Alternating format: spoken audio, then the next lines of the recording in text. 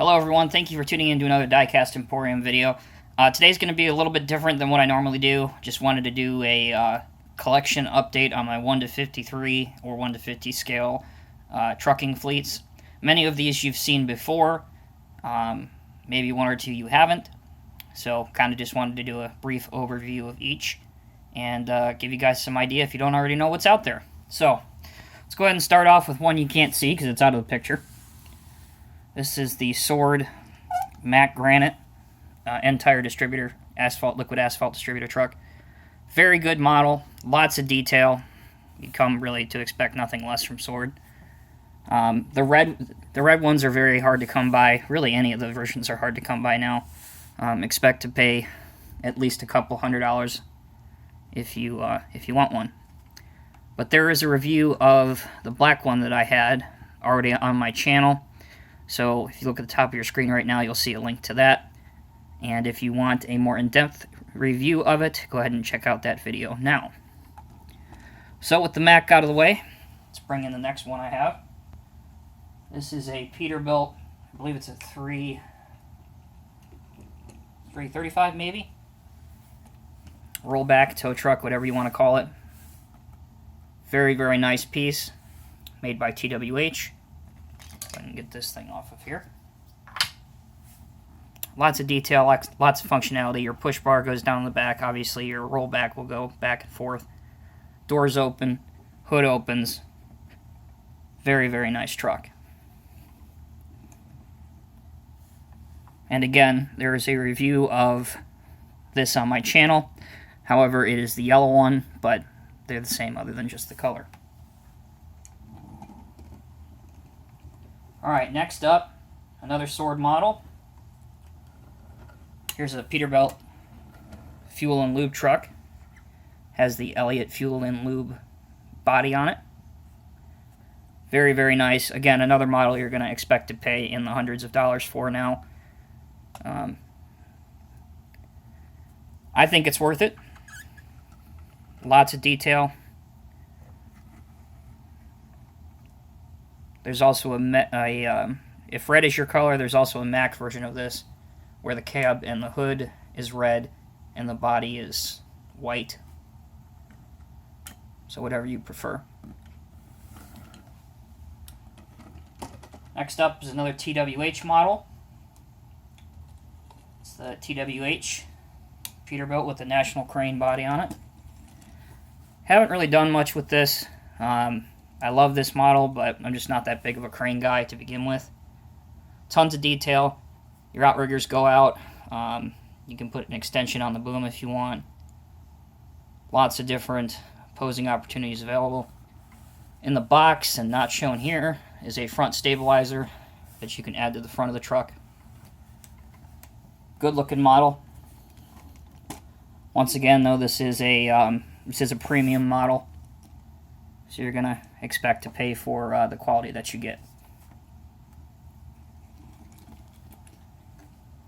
Next up is my red Peterbilt dump truck with an east dump body. Probably, at least in my opinion, probably the best dump truck you can get on the market right now. A couple of retailers still have this in this color. Otherwise, you might have to go outside of that and use the old Google search button. Just like everything else, hood opens, doors open. Mirrors are a pain in the rear end to affix, but once you get them on there, they stay on there. And don't even get me started about the tarp. It's probably only me that has issues with it, but I don't particularly like to spend an hour trying to get the tarp back on this truck.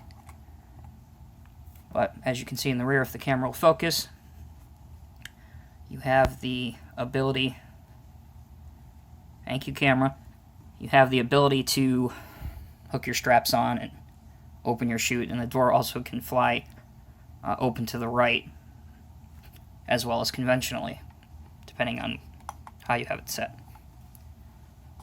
Alright, next up is a discontinued model. It is the Norscot Caterpillar CT660 dump truck. Diecast Masters has redone this. Added a driver behind the wheel. To my knowledge, that is the only change that they have done.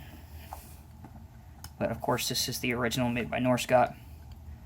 Good quality dump truck. And a good starter dump truck, if you will, if you're just starting out your collection. Next up is a Kenworth made by Tonkin Replicas that I actually got by mistake, if you will. I was coming back from a meeting and I noticed off the thruway there was a Kenworth dealership, Kenworth of Cincinnati to be specific. So I said, you know what the heck, I'm going to go in the parts department and see what they got. I was expecting to find like a t-shirt or something, and needless to say they had this, Kenworth, which I believe is a T800. You truck guys, please correct me if I'm wrong. I saw this one, it was available, and I brought it up to the counter. I'm like, hey man, you know, what's the price on this? I'd like to be able to pick up one of these. And he's like, I can do $14. And I'm like, alright, I can do $14 as well. Anyway, with that story aside, this has been reviewed on the channel as well recently. So be sure to check out that video if you want a more in-depth look at this one. Again, another, I would say, beginner's model when we're talking about comparison to TWH and Sword models. Next up is probably my favorite tractor. Here you have the Wsi Kenworth C500 Be heavy haul tractor, made in 1:50 scale. The red one is almost impossible to find nowadays. However, the one in Ocean Traders colors is pretty easy to procure, but still expect to pay a hefty penny. But again, the thing with these adult collectibles, guys, is you get what you pay for. I mean, yes, it may take you a few paychecks like me, or a little while to recover and to afford some of these higher end models, but when you do it, at least for me personally, I think it makes it that much better when you get them and you appreciate them more. Up next, well, you guys have really seen that. That's just a Sword tractor. There's really no difference there. Here is a Sword Freightliner Century Class in red. Probably the most annoying model I've ever had to fit the mirrors. If you could say paint in the rear end in 7 different languages, it still wouldn't compare to how much of a pain in the butt it is to put these mirrors on and make sure they stay on. This version is also made in a bunch of different colors, including a couple different company colors. Say that 10 times fast. Including but not limited to Snyder. You can also get it with a headache rack, or you can just get it as is.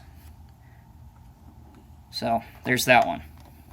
And yes, a way around the mirror issue is to glue them, but once again, as I've said a million times, I do not glue any of my models unless I absolutely have to. It's just not something I like doing, and in the long run of things, it does hurt the value and collectible nature of your model. So, moving right along, back up a little bit here. Here is the Tonkin Replicas in 1:50 scale Caterpillar CT680. I have several of these. This is obviously one with the 3 axles in the rear. So I guess technically this would be, I don't know, 6x4 or something like that. But they made this in a variety of different colors, as you guys know, and a variety of different axle combinations. So there's the cat truck. Last but certainly not least, give me a minute here, bring it out. Here is the rebranded Wsi Sword Peterbilt 379 with Rogers 4-axle flip. Little boy. There's the truck. Very nice. Looks great. Really, diamond plate finishing over the axles looks absolutely fantastic. You can plug all of your auxiliary lines into the trailer if you have the patience for it. As for the lowboy itself, great looking model. Best lowboy out there available. Depending on the color you get and whether it's a rebranded WSI or one of the original Sword ones, it'll be 3 or 4 axle flip. Here's the 4 axle flip. Very, very good model. So there you go, guys. Hope you enjoyed just kind of a quick overview of my 1/50 scale fleet. There's still a couple of them that I would like to get when the time is right and when I can afford them. But for now, this is probably it for a few months. But as always, guys, I really appreciate everything you do on the Instagram page and here on YouTube. So thank you so much for supporting Diecast Emporium. Please continue to watch and like my videos, and we'll see you in the next one. Take care, guys.